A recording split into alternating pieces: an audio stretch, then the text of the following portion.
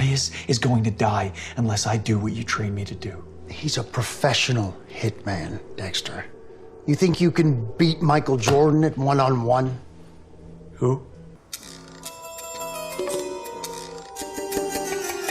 Dexter Original Sin, Episode 4, Fender Bender. This was easily the most enjoyable episode of the prequel series to date, and perhaps even one of the best episodes of any Dexter content dating as far back as Season 7. Maybe, maybe not. Harry continues to be the one main character getting little key pieces of new information. We learn that he had another son who drowned. We learn that he and his wife were unsuccessfully trying to have another child for at least 2 years after. We are still learning about the circumstances surrounding Laura Moser acting as an informant, which culminated in an extramarital affair here in Fender Bender. In addition, this episode also revealed that Harry is babysat for her children, Brian and Dexter. On that note, we also learned that Brian Moser was perhaps a bit demented long before he witnessed the murder of his mother. Poor lizards. One might think Harry'd be up to the challenge of babysitting a couple of kids after the tragedy that took his son. But amazingly, Harry loses track of Dexter while making a PB&J, bringing about flashbacks to the tragedy that happened on his watch as a result of his own negligence. Dexter is okay and exhibits compassion for the lizards, unlike his brother. Meanwhile, in the real prequel world, Nutjob Harry decides it's a good idea to have Dexter investigate Mad Dog, a supposedly retired hitman with mob connections, a hitman who had decades of experience in his long and illustrious career, rumored to have a staggering kill count. The amazing thing here is that Harry already knows Dexter is coming off of an enormous blunder when he kept Nurse Mary's earrings as a trophy. A blunder that may still haunt Dexter as a result of that darn arm that wouldn't stay under. Beyond that, earlier in the day, Harry witnessed Dexter was all out of sorts when he saw the body of a dead child. When combined with Harry's hopes that Dexter had put this all behind him, the idea that putting murderers away might be enough, that he's blending in, buying donuts for his colleagues, and even expanding his horizons and taking up new interests like highlight. Nutjob Harry encourages Dexter to look into the retired hitman and do his due diligence. Dexter deduces that Omar Reyes is set to be Mad Dog's next victim, and he tries to sell Harry on the idea that Mad Dog is still actively killing and fits the code. Harry initially resists, claiming Mad Dog was too advanced. But amazingly, Dexter gets him to agree, even after Harry made the awesome Michael Jordan analogy that Dexter incredibly did not get, as if any American adult in the 90s never heard of Michael Jordan. Mad Dog was an interesting character, chartering his fishing boat out, living the dream with his vintage guitar collection, and according to Dexter, a still active hitman living under his own secret identity, right out in the open. The one scene between Mad Dog and Dexter was particularly good, where Joe Pantoliano and Patrick Gibson both shined. Once again, Dexter's inexperience was on full display. After smashing Mad Dog over the head with a guitar, Mad Dog came to and fought back just as Dexter removed his shorts. And Mad Dog put up one hell of a fight. Oh no, not the Clapton.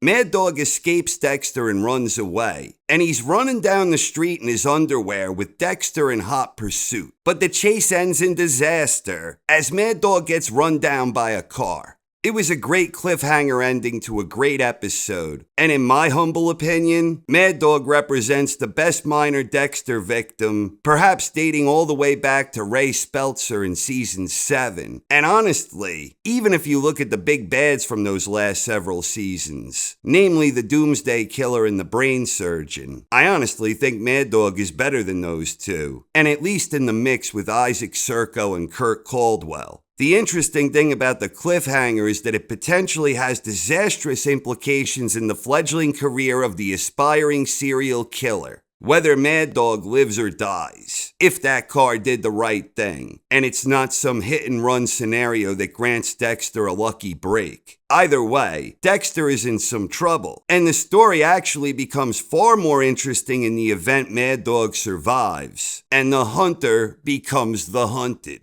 But the episode on the whole had a lot of good stuff going on beyond Nutjob, Harry, and Mad Dog. Deb feeling neglected and falling for that rich fella Geo could potentially turn into something interesting. We had Spencer and his ex arguing in yet another example of the job putting strains on relationships. We get Tanya looking around for her cantaloupes. And of course, the debut team-up between Dexter and LaGuerta, where she gets her first glimpses into Dexter's gift to recreate a crime scene based on hard evidence. That whole side story was a good one, which will perhaps better shape the relationship they ultimately have when the original series began. Incidentally, I think Clark Sanders has quickly become the most interesting new character so far, although I still have high hopes for Tanya Martin on that front. I'm also interested in seeing if the Brian Moser character winds up having a bigger impact here, where perhaps that was him making an early appearance in an earlier effort to reconnect with his kid brother.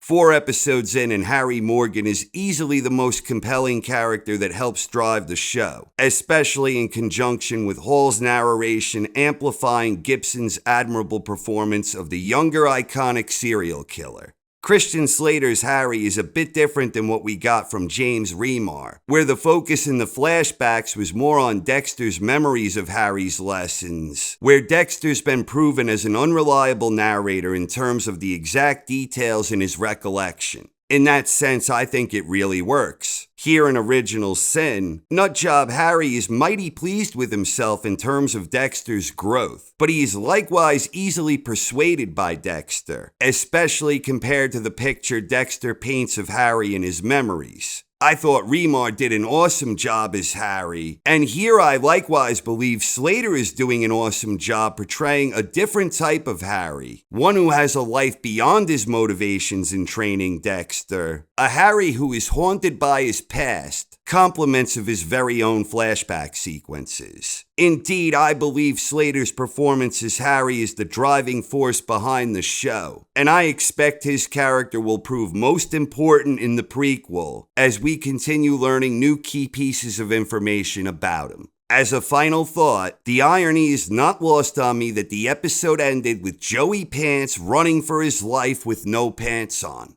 What do you think so far? Please share your thoughts in the comments section. Thank you very much for watching, everyone. I hope you enjoyed, and have a wonderful night. Every person I foreclosed on deserved it. They put themselves in that position. Where'd you draw the line? Families, kids, little old ladies? Let's say you're right, and the legend of Mad Dog is true. You really want to go after a professional hitman with decades of experience? Who better to fit the code? I can't say yes unless I have some proof. Lying. What do you care? It was the job, I got it done. I did what I was hired to do. Reyes is going to die unless I do what you trained me to do. He's a professional hitman, Dexter. You think you can beat Michael Jordan at one-on-one? Who? God damn it, Dexter. There are consequences to everything you do in life. Lose control, become powerless, and it's over.